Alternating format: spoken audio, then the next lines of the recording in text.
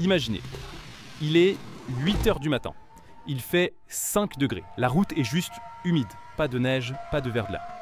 Devant vous, un piéton s'engage. Vous freinez. Et là, votre bagnole glisse. Elle glisse comme sur de la glace. Vous pompez, mais la distance s'allonge. Vous venez de frôler l'accident. Salut les potes et bienvenue sur Fiche Auto. Ce scénario, c'est pas de la fiction.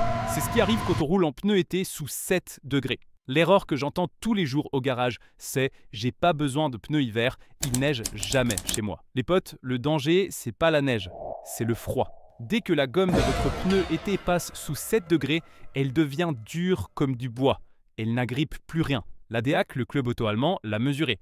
Un pneu hiver réduit la distance de freinage de 38% sur neige par rapport à un pneu été. C'est la différence entre s'arrêter et finir dans le décor. Et en 2025, ce n'est plus du bon sens, c'est la loi montagne 2. Du 1er novembre au 31 mars, dans 48 départements, c'est obligatoire. Soit 4 pneus hiver, soit des chaînes dans le coffre. Mais attention, les grands tests 2025 TCS ADAC viennent de tomber et sur 31 pneus testés, près de la moitié sont non recommandés.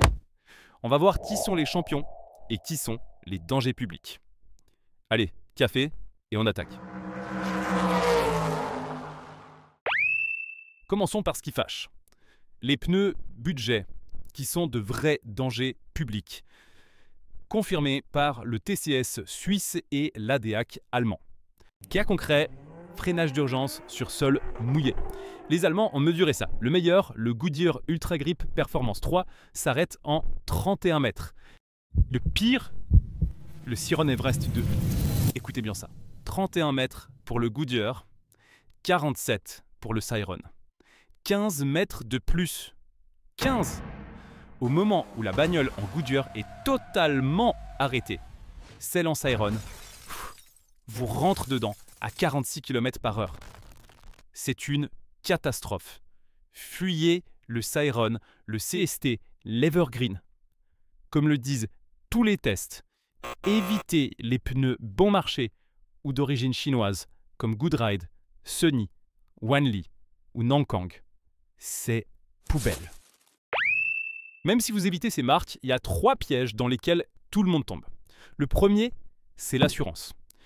En cas d'accident, si votre assurance prouve que vous n'étiez pas correctement équipé pour la météo, même hors zone loi montagne, elle peut limiter votre couverture.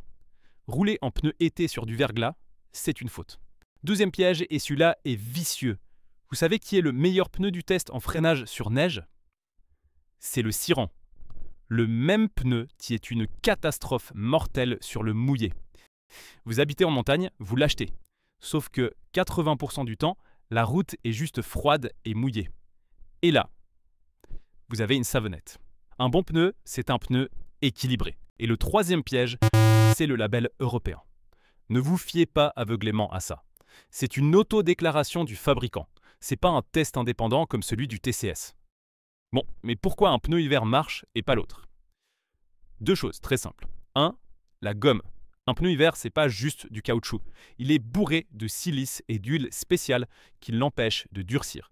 Il reste souple et élastique, même à moins 10 degrés. C'est ça qui fait le grip.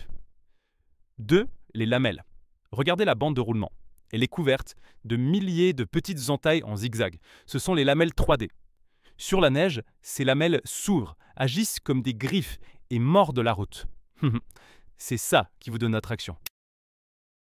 Ok, on achète quoi ? J'ai compilé tous les tests. Oubliez le blabla commercial, voici le vrai classement.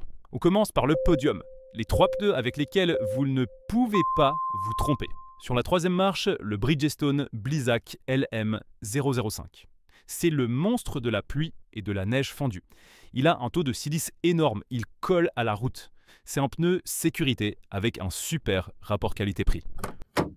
En numéro 2, le Continental Winter Contact TS 870. Lui, c'est le roi de l'équilibre. Les tests allemands le donnent meilleur en freinage sur verglas. Il est super silencieux. C'est le choix parfait pour les trajets quotidiens.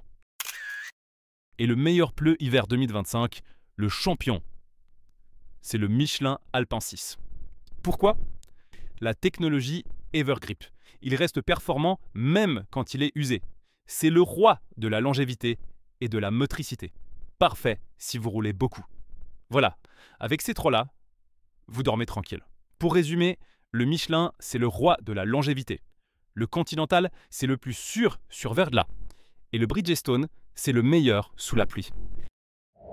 2 alertes rapides. 1. Les SUV. J'entends, j'ai un SUV, je crains rien. C'est l'inverse. Un SUV, c'est lourd et ça a un centre de gravité haut.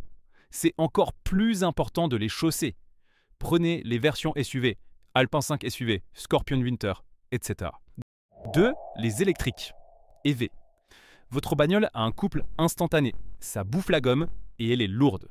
Il vous faut des pneus renforcés, conçus pour ça, comme le Hankook Ion. On fera des vidéos dédiées à ces deux sujets, car c'est complexe. Bon, on agime. Primo, on fuit les marques budget. Deuxio, on choisit son pneu selon son climat et sa bagnole. Et voici ma checklist finale de mécano en 7 points.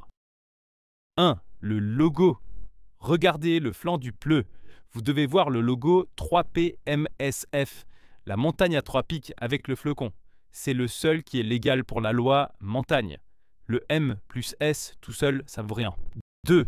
Quand on change, dès que le mercure passe sous les 7 degrés Celsius. 3. L'usure. La loi, c'est 1,6 mm. Moi, je vous dis, un pneu hiver en dessous de 4 mm, il ne vaut plus rien. Il n'évacue plus l'eau, c'est poubelle. Le TCS confirme 25% de grippe en moins. 4. L'âge du pneu.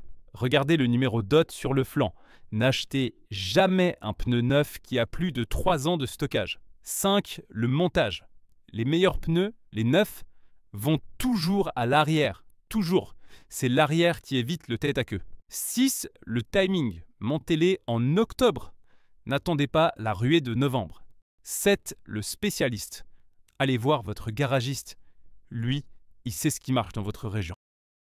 La balle est dans votre camp. Et vous, vous roulez avec quoi cet hiver? Dites-moi en commentaire quelle marque et quel modèle vous avez monté. On va voir qui a fait le bon choix et qui est en danger. Lâchez le pouce bleu si ça vous a aidé et abonnez-vous. Ah, et dans la prochaine vidéo, faut-il vraiment 4 pneus hiver ou 2 à l'avant suffisent? J'ai fait les tests et croyez-moi, la réponse va pas plaire à tout le monde. Allez, salut les potes et restez prudents.